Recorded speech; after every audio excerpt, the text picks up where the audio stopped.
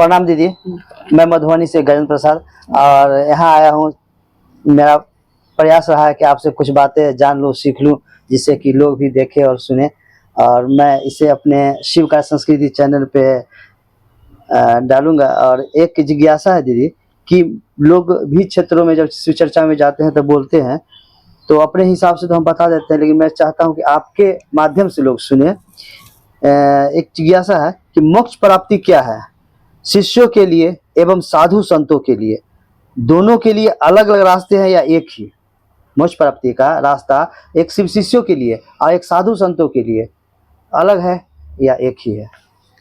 देखिए, जब हम मोक्ष की बात करते हैं जी, तो मोक्ष का मतलब ही सामान्य जगत में, जी, आध्यात्म के जगत में, सामान्य जगत में मोक्ष का मतलब होता है कि जीवन और मरण के चक्र से मुक्त हो जाना। जी, जहाँ से आए हैं, जिसके पास से आए हैं, जिसका अंश है, उसी में मिल जाना। यानी शिव से पैदा हुए और शिव में ही मिल गए। मिल गए। तो इस मिलने का जो मामला है, इसके बाद जीवन और चक्र का मामला खत्म हो जाता है। यानी बूंद सागर में मिल गई, सागर हो गई, मामला खत्म हो गया। हाँ, लेकिन आपने पूछा है कि साधु संतों के लिए मोक्ष का क्या मतलब है और शिव के शिष्य के लिए मोक्ष का क्या मतलब है।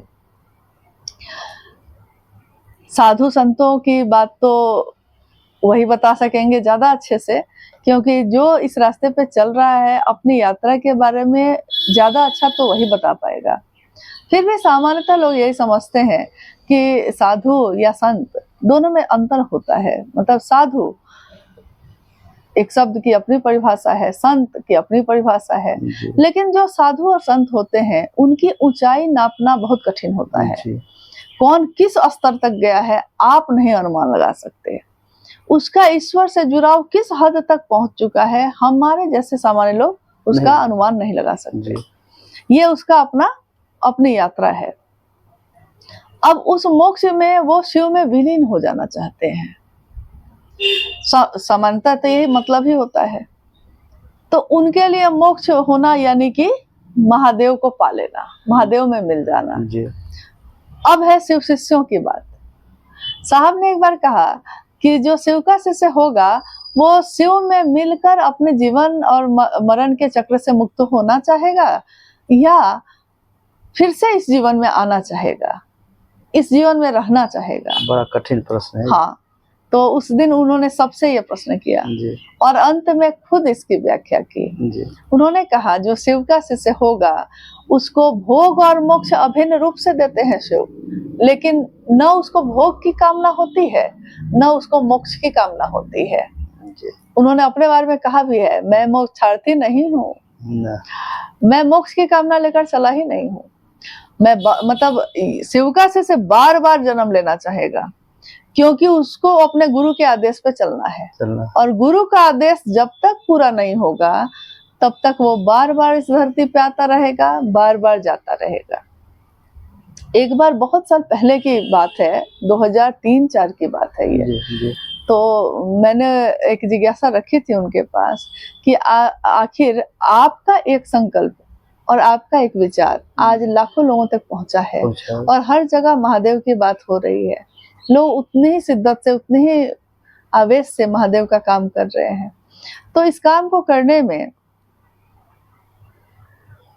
आखिर ये लोग के पास ये ऊर्जा आई कहाँ से? क्योंकि आपके बारे में तो जान रहे हैं कि शिव ने आपको चुना, शिव ने ही इस विचार का प्रवेश आपके मन में कराया, लेकिन और लोगों के मन में तो शिव ने ये विचार का संचरण नहीं किया, ऊर्जा का संचरण नहीं किया है। आपके शरीर में किया है, आपकी सांसों पे नमः आया और आपकी सांसों से शिवाय उतरा। ये आपके सांसों पे हुआ था और किसी के सांसों पे नहीं हुआ था।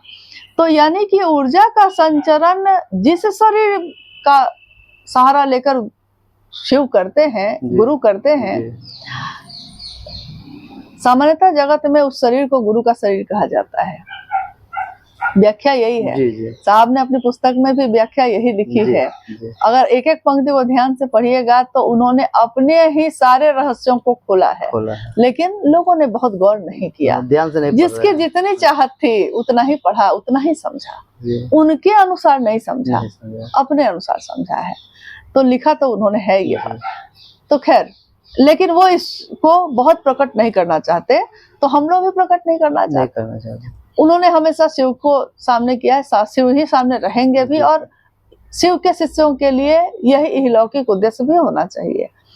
तो उन्होंने कहा कि मैंने उनसे पूछा कि ऊर्जा का संचरण तो आप में हुआ, किसी और के शरीर में नहीं हुआ, लेकिन आखिर उन लोगों के हृदय में ये ऊर्जा कैसे संचरित हो रही है जो आई आप में थी, लेकिन जहाँ प्रवाहित हो रही है उधर, तभी वो काम कर पा रहा है, नहीं तो वो कर कैसे पाएगा?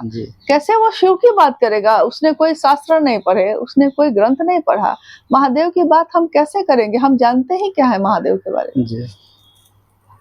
तो साहब ने कहा कि लाखों साधु जमीन पे आए हैं, मेरे इस काम में मेरी मदद के लिए लाखों साधु उतरे हैं।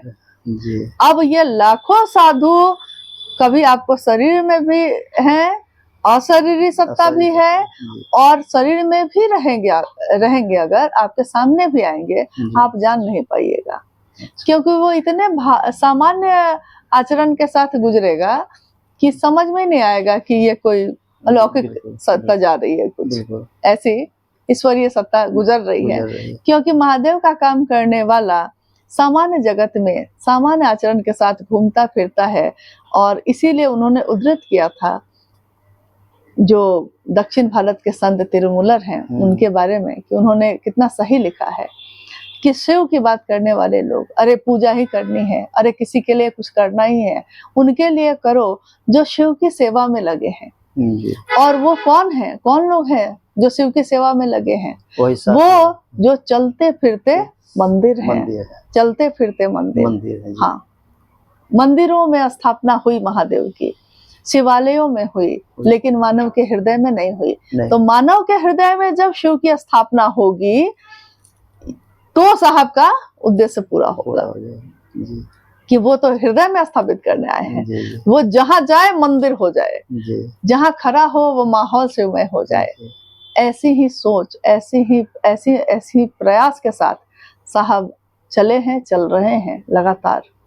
तो इसलिए शिव के शिष्य साहब की नजरों में न तो वो भोग चाहते हैं, न तो वो मोक्ष चाहते हैं, इसलिए इसके पीछे वो जाते ही नहीं है। मिल भी गया तो शायद पाना ना चाहेंगे। अब महादेव की मर्जी, वो क्या देंगे जी। अपने शिष्य के लिए वो क्या निर्धारित करेंगे, ये तो गुरु का जोन है, तो हम लोग का जोन है नहीं। हाँ।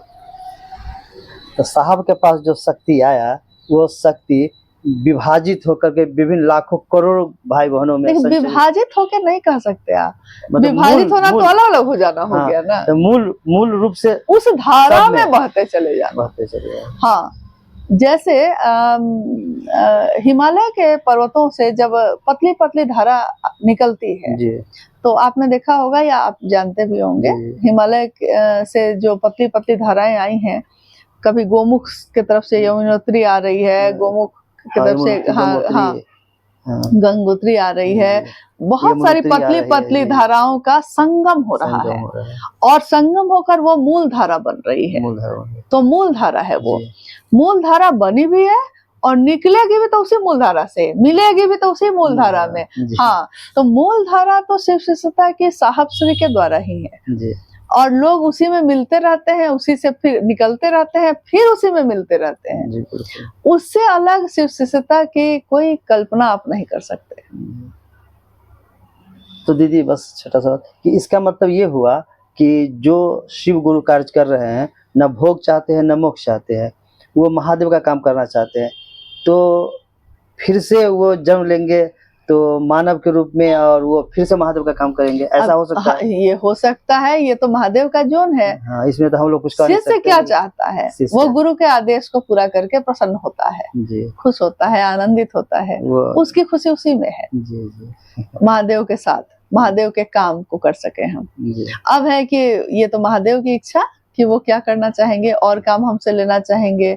जैसे जब दीदी नीलम आनंद शिवलीन हुई थी, तो साहब ने कहा कि बहुत बड़ा प्रभाग वो संभाली हुई है, मतलब महादेव के पास। जी। तो अब महादेव ने कभी उनसे ये काम लिया, महादेव ने अब उनसे दूसरा काम लिया, काम वही लिया है, जी। संचालित कर ही रही है वो, जी, जी। लेकिन अब है और बड़ा जोन है, और बड़ी बातें जी, हैं। जी, जी। तो उनकी बातें वही जाने, उनके तत्व को कौन जान सका है, जी, जी। कोई नहीं जान सका।